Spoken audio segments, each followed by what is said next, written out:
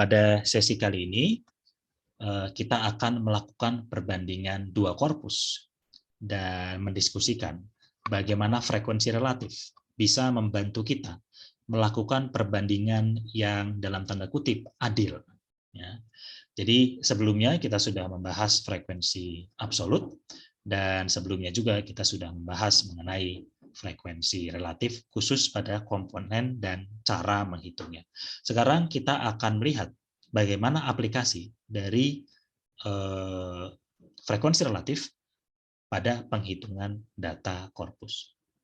Nah, sebelum mulai, saya ingin memberikan satu analogi dulu. Jadi misalnya ada dua orang dengan umur yang berbeda, dengan ukuran badan yang berbeda. Orang pertama misalnya misalnya umurnya adalah 17 tahun. Ya. Orang kedua umurnya adalah misalnya 5 tahun. Ya. Kita berikan mereka asupan karbohidrat yang sama, 275 gram setiap harinya. Ya. Untuk orang kedua pertama yang tadi umurnya 17 tahun, dan yang kedua, orang kedua yang umurnya 5 tahun. Nah, apakah ini perbandingan yang adil? Ya.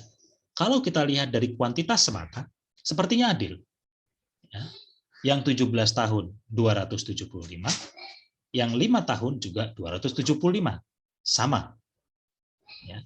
Tapi kalau kita membandingkan dengan ukuran korpusnya, ya, maka ini menjadi dengan umurnya, maka hal ini menjadi tidak fair.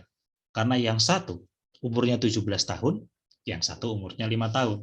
Seharusnya yang 17 tahun mungkin bisa mendapatkan asupan yang lebih besar ya dibandingkan dengan yang 5 tahun. Ya, atau mungkin ya, yang 5 tahun seharusnya dikurangi, tidak sebesar 275, tapi misalnya hanya 100 atau 125. Nah, ini sama saja ketika kita mengatur diet. Ya.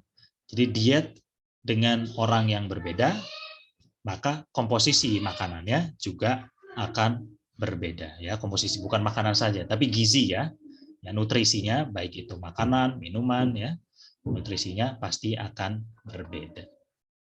Nah, jadi ini kita mulai dulu dengan analogi tersebut. Sekarang kita kembali lagi ke frekuensi relatif.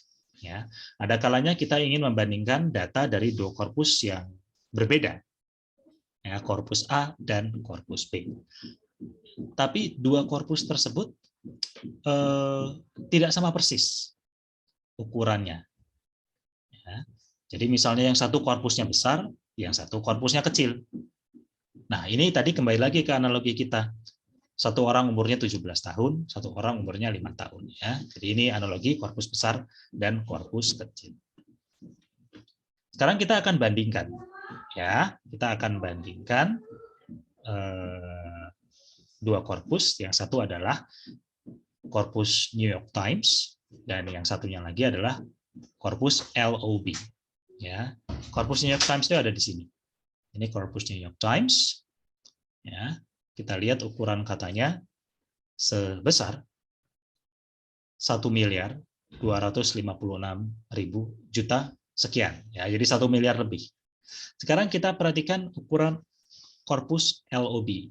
Ya, korpus LOB ini dia tidak berdiri sebagai korpus tersendiri, tapi dia ada di bawah korpus Brown family. Ya, jadi kalau korpus Brown family bisa kita lihat di sini, ya itu ukurannya 6 juta, ya maka korpus LOB ini kurang dari itu. Ya, jadi kalau misalnya di sini kita lihat, kita pilih LOB corpus, kemudian saya coba masukkan the begitu ya sebagai query-nya. Di sini kita lihat, karena kita melakukan restricted query tadi, yang muncul ukuran korpusnya adalah ukuran subkorpus, yaitu LOB. Ya, jadi karena kita pilih restricted query, yang muncul korpus LOB. Jadi ukurannya 1.141.000 sekian. Nah, korpus NYT tadi, New York Times tadi, 1 miliar. Jadi perbandingannya sangat jomplang sekali. Ya. Nah, sekarang kita akan lakukan penelusuran. Ya, penelusuran. Query-nya akan saya ganti. Saya mulai dari LOB dulu ya. Ya. Saya akan masukkan color, tapi dengan spelling British English. Nah, karena LOB ini datanya adalah data British English, maka seharusnya dia frekuensinya cukup besar ya di korpus ini dibandingkan dengan korpus yang American English misalnya. Nah, kita lihat di sini ada 140 temuan untuk frekuensi absolutnya. Ya, 140. Ini temuan di LOB. Sekarang kita akan coba di korpus New York Times. Ya, korpus New York Times ada di sini. Kita lakukan penelusuran menggunakan kata atau query yang sama persis. Nah, dari sini karena korpusnya agak besar, kita lihat tadi waktu pemrosesannya juga sedikit lebih lambat. Nah, kita lihat color dengan spelling British English ternyata frekuensi absolutnya adalah 368. Nah, kalau kita bandingkan dengan Brown Family yang hanya 140, ya, maka sepertinya kata color lebih banyak digunakan di New York Times, korpus New York Times yang sejatinya adalah korpus untuk American English, ya, dibanding korpus British English. Jadi ini berlawanan dengan intuisi kita ya. Jadi kalau intuisi kita kan, kalau misalnya spellingnya British English, maka frekuensinya akan lebih besar di korpus British English dibandingkan korpus American English. Nah, kenapa ini bisa terjadi? Karena jumlah atau ukuran korpus dari New York Times ini sangat besar, 1 miliar lebih. Sedangkan Brown Family ini hanya 1 juta sekian. Jadi semakin banyak semakin besar ukuran korpusnya, maka semakin probabilitas satu kata itu semakin sering ditemukan menjadi semakin besar.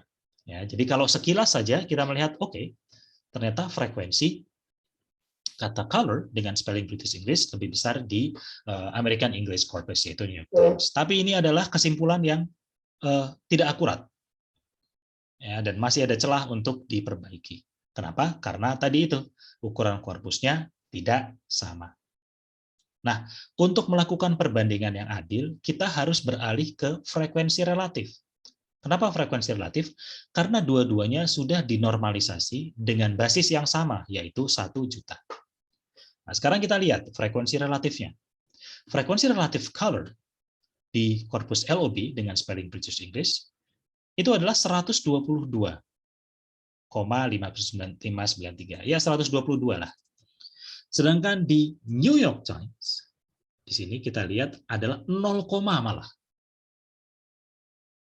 Ya, jadi intuisi kita ya bisa terkonfirmasi bahwa kata-kata yang spellingnya British English itu cenderung akan lebih tinggi penggunaannya di korpus British English dibandingkan korpus American English. Buktinya apa? Buktinya di sini frekuensi relatifnya hanya 0, di New York Times, sedangkan di korpus LOB ya, frekuensinya yang korpus British English frekuensinya adalah 122. Ya, jadi 100 kali lipat lebih ya. Lebih dari 100 kali lipat saya rasa. Nah, dengan begini, dengan menggunakan frekuensi relatif, kita melakukan perbandingan yang adil di antara dua korpus tadi. Ya, jadi ini adalah satu teknik ya ketika kita membandingkan korpus ataupun subkorpus yang ukurannya ya size-nya itu tidak sama. Ya, apabila kita memiliki korpus yang sama, ya tentu saja kita bisa menggunakan frekuensi absolut. Tapi jika frekuensinya tidak sama, gunakanlah frekuensi relatif. Demikian tutorial kali ini. Silahkan jika ada pertanyaan, cantumkan di kolom di bawah. Ya, dan sampai jumpa di tutorial-tutorial berikutnya. Terima kasih.